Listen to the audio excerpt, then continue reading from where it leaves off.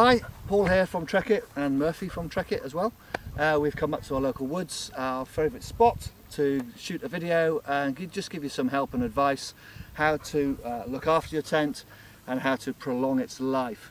There's some pretty simple things that you can do just to make sure that your tent survives the day-to-day use and also that it'll last for years and years and years. If you give these things some TLC and just do some very simple care and maintenance, the tent will last for a long time and you'll get the best out of it.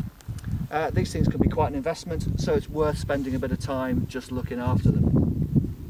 Okay, it's a nice bright sunny day today. We've pitched our MSR Hubertor 2 up on top of the hill. It's lovely, it's great.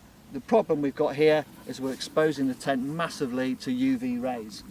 Now, for short periods of time, UV isn't such a problem, but if your tent is going to be pitched in the same location for a long period of time, the UV will degrade the fabrics. The fabrics fade, they become brittle. UV is quite a damaging thing. I mean, you know, sunburn. Your tent gets sunburned basically. So you might want to consider packing it away between trips. If you're going out for the day, for instance, and your tent's going to stay up, you might want to consider packing that away. You also might want to have a look at where you pitch the tent. If you can find some natural shade that is safe to pitch under, I wouldn't advise pitching under trees just because of sap damage, bird droppings, branches falling on your tent. But if you can find some shade that is safe to pitch the tent into, that's always a good option, particularly at the middle of the day. So if you're like us here, we're on the edge of the woods here, and there's some shade here that's being projected from the trees, and we know it's about midday, that's where I'd want to pitch my tent. So it's away from the branches, but you're in the shade. So that hottest part of the day.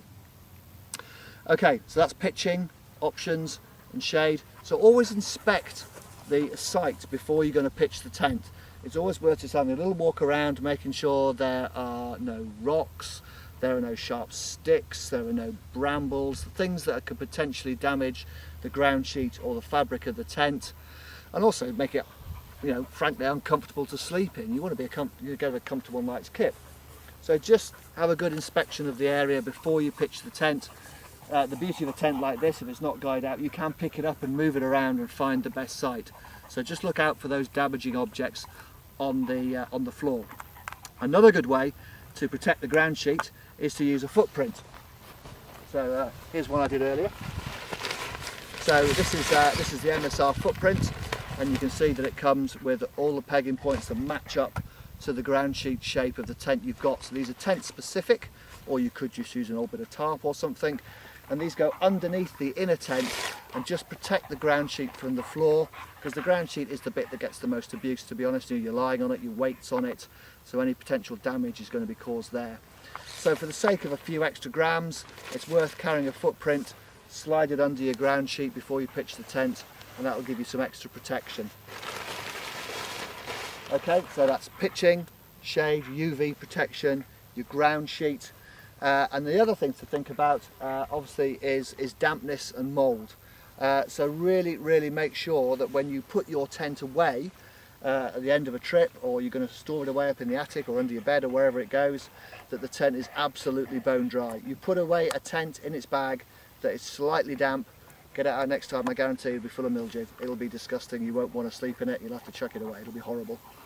So just make sure that when your tent is being stored, it's stored bone dry. Okay. The other thing you can do to make sure the tent stays in good condition is to wash it.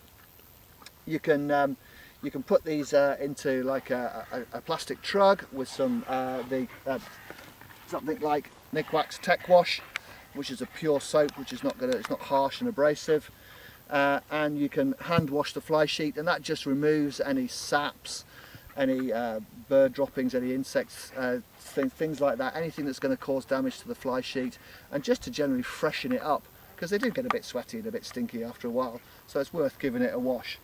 Okay, and finally, when you come to take your tent down, just to make sure it's in good condition for the next time you use it, it's worth just taking a little bit of time and care to make sure the tent is packed away properly. So what I like to do is make sure all the doors are zipped up. I like to make sure all the guys are hanged up nicely, like this one, so they're all nice and neat and tidy, so next time you use it they're ready to go. And also making sure that we're careful with the poles, particularly the poles that are inside a sleeve here, to make sure we don't catch the fabric.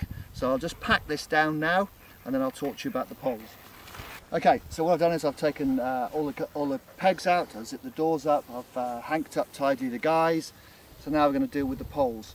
So this is a great example, this tent, because you've got a sleeved pole and you've got an external pole system. So I'll show you the best way to carefully take the pole system off and explain what's going on.